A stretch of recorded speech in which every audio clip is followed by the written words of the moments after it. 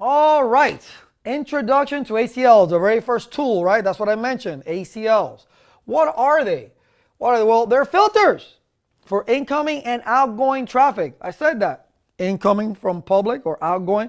It really is just when you're applying an access list, it could be in or it could be out. That's what it means.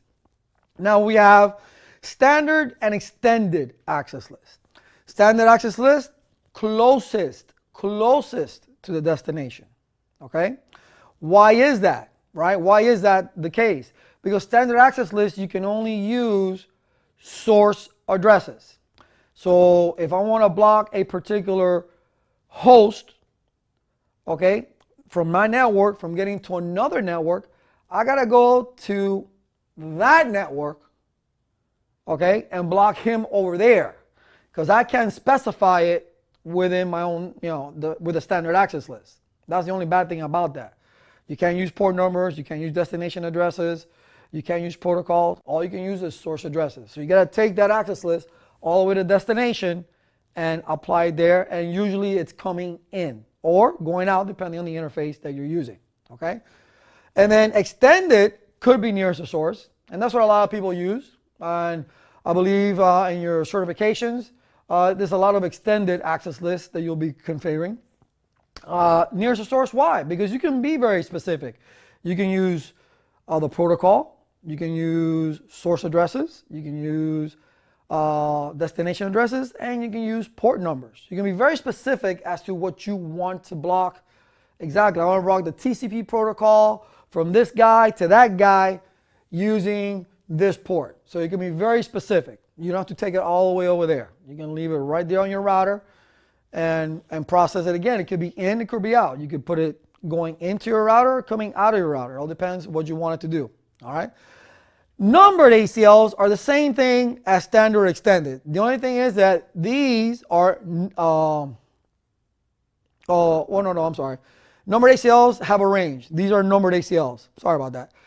The standard goes from 1 through 99. So if you do access list 1 or access all the way through 99, the router knows. The router knows already that you're creating a standard access list. Okay? If you start an access list, and then 100 through 199, that's the extended range. Okay? So it knows it's ready for a certain type of syntax. Okay? So that's how you would start off the access list. Now, all ACLs have implicit deny at the end. This is important, especially for testing purposes and even troubleshooting. When looking at an access list, if you start with a deny statement, make sure that you finish with a permit statement. Okay? Because if not, there's an invisible. That's what implicit means. There's an invisible deny everything. Because access lists are read from top to bottom. And at the very bottom, there's that invisible deny, hey, I'm denying everything.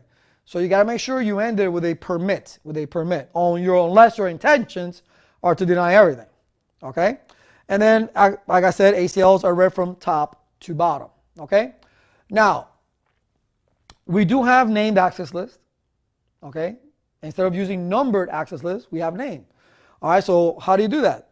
Instead of saying access list 100, you go IP access list. And we'll be creating this, so don't worry. Like I said here, instead of a number, you have a name. Still standard or extended. But when you apply it, instead of putting the number, you put the name of the access list that you're creating. But it's still going to be standard or extended. All right? And you're going to be in a different configuration mode, which is extended access list or named access list, extended or named access list standard, something like that. All right, but you'll see it. You must apply the access list to the proper interface. This got everybody in the previous certification. When applying the ACL, it's either in or out. Pay attention to when you're doing your simulations for access list. Okay, pay very close attention when you're creating these access lists. Where do you apply it?